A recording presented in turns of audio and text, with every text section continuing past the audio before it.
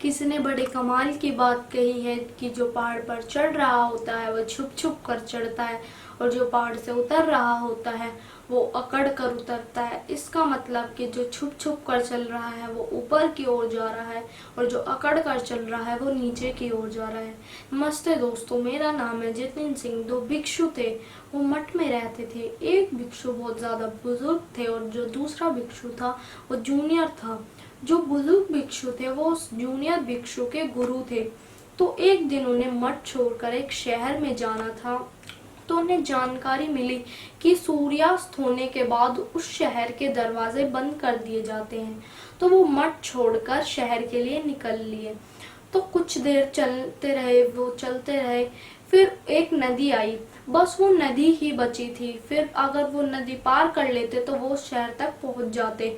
तो सूर्यास्त भी होने वाला था। उन्होंने इधर उधर जल्दी से देखा तो उन्हें एक नाविक दिखा।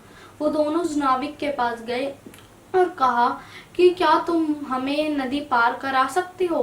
तो उस नाविक ने कहा कि हाँ हाँ, मैं आपको ये नदी पार करा सकता हूँ और मैं तो चाहता ही था कि कोई भिक्षु मेरी नाव में पैर रखे। तो वो दोनों भिक्षु उस नाविक की नाव में चढ़ जाते हैं। तो नाविक नाव चलाना शुरू कर देता है। वो दोनों भिक्षु उस नाविक से कहते हैं कि जल्दी चलाओ, जल्दी चलाओ, जल्दी चलाओ। पर तब भी वो नाविक नॉर्मल स्पीड से ही अपनी नाव चलाता रहता है और कहता है कि अगर आप जल्दी जाएंगे तो आप नहीं पहुंच पाएंगे, लेकिन अगर आप धीरे धीरे जाएंगे तो आप पहुंच जाएंगे। तो वो दोनों भिक्षु मन ही मन हंसने लगते हैं कि ये क्या बोल रहा है कि अगर हम जल्दी जल्दी जाएंगे तो हम पहुंच नहीं पाएंगे, लेकिन अगर हम धीरे जाएंगे तो पहुंच जाएंगे। ऐसा तो हो ही नहीं सकता। तो वो नाविक तब भी नॉर्मल स्पीड से ही अपनी बोट चलाता रहता है और जब किराना आता है तो वो दोनों भिक्षु जल्दी से उतरकर भागने लगते हैं। तो जो दरवाजा था उसके बाहर बहुत सारे पत्थर, नुकीली झाड़ियां पड़ी हुई थी। तो बुजुर्ग भिक्षु का पैर उन झाड़ियों में अटक गया और वो गिर गए और उनके सर में बहुत ज्यादा चोट आ गई।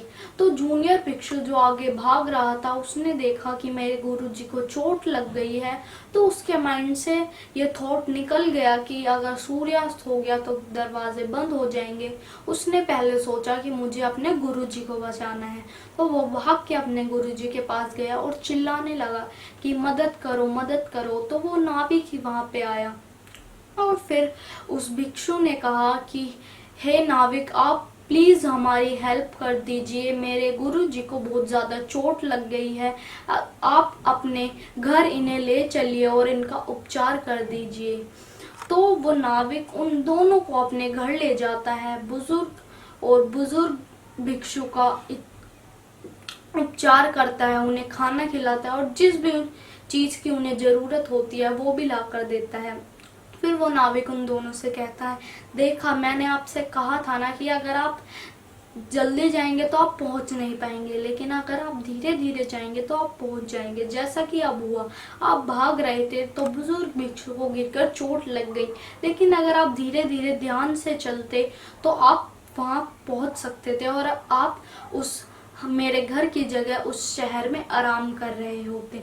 तो इस कहानी से हमें यह सीख मिलती है कि हमें कभी भी किसी भी काम में कोई जल्दबाजी नहीं करनी चाहिए और अगर हम कहीं हमें जाना है और अगर हम बहुत तेजी से जाते हैं तो ना ही हम रास्ते को एंजॉय कर पाते हैं और ना ही हम वहां पहुंच पाते हैं। और अगर हम धीरे धीरे रास्ते को एंजॉय करते हुए जाते हैं तो हमारा रास्ता एंजॉय भी हो जाता है, हमें उसमें मजा भी आता है और हम अपनी मंजिल तक भी पहुंच जाते हैं। अब वही बात बोलूंगा जो हमेशा बोलता हूँ, अपनी मेहनत, अपनों के प्यार और भगवान के आशीर्वाद से कर दिखाओ कुछ ऐसा कि दुनिया करना चाहे आपके जैसा।